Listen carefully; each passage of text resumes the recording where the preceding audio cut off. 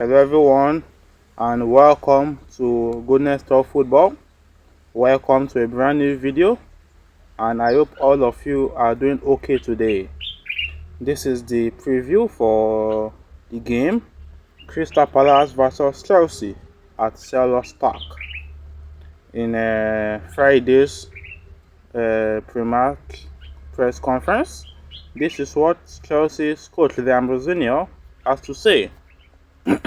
Well, the Blues head to Selhurst Park, looking to build on the midweek Champions League victory over Paphos, with Liam Rosenior hoping to secure another 3 points that could push us back into the top 4 of the Premier League.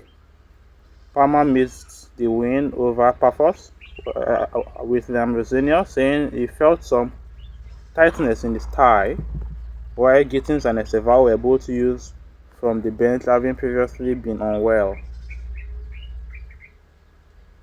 Enzo Fernandez had also been suffering with illness but came through the majority of the game in midweek. The head coach confirmed the trio all trained this week and will be fit to face the Eagles, although Chelsea's keeper Philip Jorgensen will miss out after having a scan on the injury he suffered against Paphos. In terms of sickness, the players hit by that are gradually coming back to full health. Liam Rosenior explained at his pre-match conference. We have had to be very careful with that because Estevao was very ill, James Gittins was very ill, and it altered our plans over the week in terms of what we wanted to do. Thankfully, the lads have come through that, and so has Enzo Fernandez as well. Palmer is in a good place.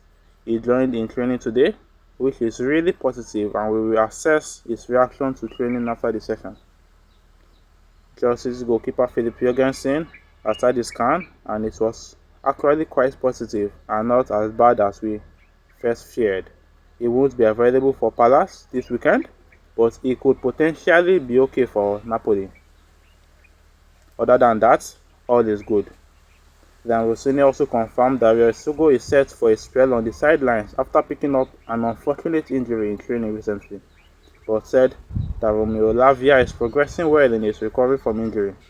The midfielder is unlikely to feature at Selhurst Park, however. Dario has picked up a really unfortunate injury, our head coach confirmed. He slipped in training and is going to be out for a while. We expect him to be out for over a month, which is a real shame because he's an outstanding player. Romeo Lavia is on the way back, which is great because he's a very good, outstanding player at a very high level. I want him back as quickly as possible, of course, but I want him back with no more injuries. We don't want to force him. We want him back where he can get into a flow of repetitive game time. Well, the injuries of Dario Esugo and Romeo Lavia. Well, unfortunately, Dario Esugo had injury while training. Like, man, come on, man. What type of injury? Like, how did you get it? We are really short of midfielders, by the way. We are short of midfielders. Only 3 available midfielders: Enzo Fernandez, Moises Caicedo, and Andre Santos. We need more midfielders to relieve the stress of the players playing in the midfield. Enzo Fernandez, Caicedo playing week in, week out. We need backup midfielders to relieve the stress from Enzo Fernandez and Moises Caicedo. And Dario Esugo and Romeo Lavia are the best fits. But unfortunately, they are injured and we don't still know when they will be available. No time when they will be back. And that's really bad. But when they are available, we can see, we have watched them. Whenever they come in, they play well. So the best thing we fans can do and the coach can do is to be patient. The best thing is to be patient with them. Hopefully when they come back, they won't go for any more injuries. They will be playing repetitive games, and that is what we bought them for, not to be picking up injuries and relaxing and stuff like that. We really miss them, Dario Esugo and Romeo Lavia, We really miss them. We need them in the squad as more than a backup, as more of players that would relieve the stress from Enzo Fernandez and Moises Caicedo. They need to be playing too, need to be getting game time, need to progress, and need to help the team. And the three players that were ill, Enzo Fernandez, Jamie Gittins, and Estevao, well, gradually they are coming up. They played a little against Paphos, but they are completely available to play against Crystal Palace at Selhurst Park. And well, the game will be a difficult game, by the way. It will be a difficult game. We are playing at Selhurst Park, a difficult ground to go to and get the match done, to get the 3 points. But now, Crystal Palace are in a little bit of crisis. Their manager wants to leave at the end of the season. Their captain, or should I say former captain, Maguio, is out. He's no more playing for Crystal Palace. He's playing for Manchester City now. He's a Manchester City new centre back. And Jean-Philippe Mateta, their striker, their French striker, he said that he would like to leave Crystal Palace before the winter break, the winter transfer window, the January transfer window is over. He wants to check other options, other clubs, so that he would sign for them and play for them. Well, so now Crystal Palace aren't in a good shape, and this is the best time to play Crystal Palace. This is the best time to play Crystal Palace, get the job done, get the victory, get the 3 points, and move into the top 4 of the Premier League temporarily. Yes, temporarily at least. To at least top 4 is okay for the moment. Then we'll see. We'll take the game step by step, game by game, and we'll see how the match goes. Tomorrow's match against Crystal Palace, my prediction, I'm going to go for Chelsea 2-0. I think Chelsea would win like 2-0. Or if Crystal Palace were to score 3-1, Chelsea would win 3-1. Or if they won't score, if Chelsea defends well, I think the match would end 2-0. So that is my prediction for Sunday's game, Crystal Palace versus Chelsea. And I really hope Chelsea will get the job done. I will hope that Chelsea will get the job done. We need to be winning games, and Mourinho hasn't disappointed me yet. He's trying his best. I say with his new tactics, there's more intensity, more pace, and it's not really easy for players who are slow to fit into that pattern. So I like the pattern that Mourinho is playing. He's really doing well, and well, let's see how the game goes against Crystal Palace. It's a big test for him, by the way. A London derby.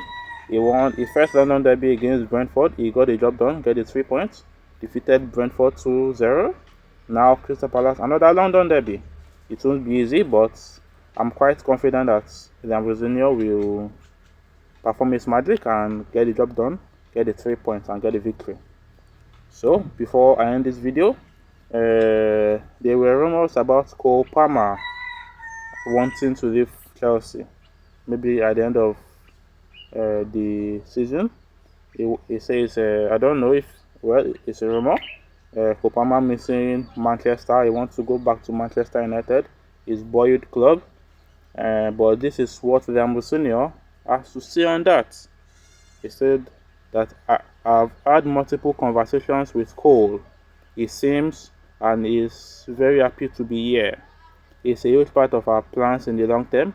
Every player has problems with injuries, and it is all a part of being a professional footballer.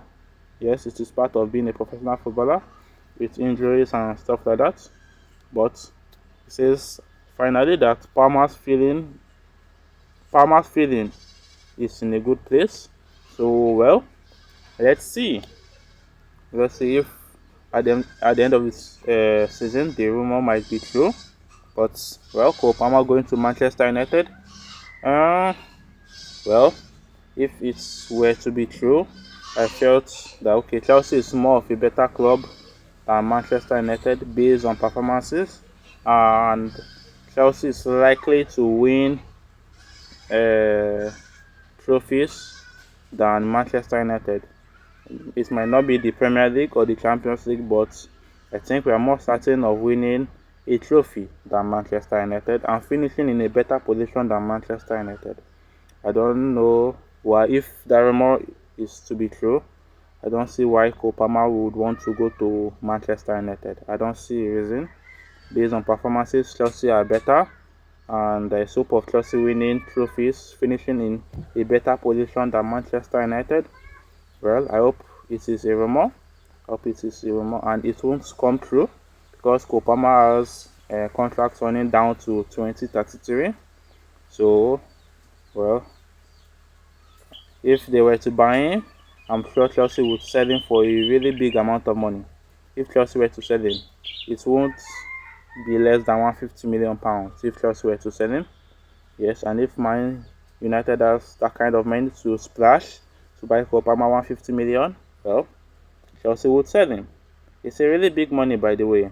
And judging from Cole Palmer's recent performances, he hasn't been playing really well, and he hasn't really fit into the Liam Rosenior's pattern, because Liam Rosenior's pattern is more of intensity, fast-paced football.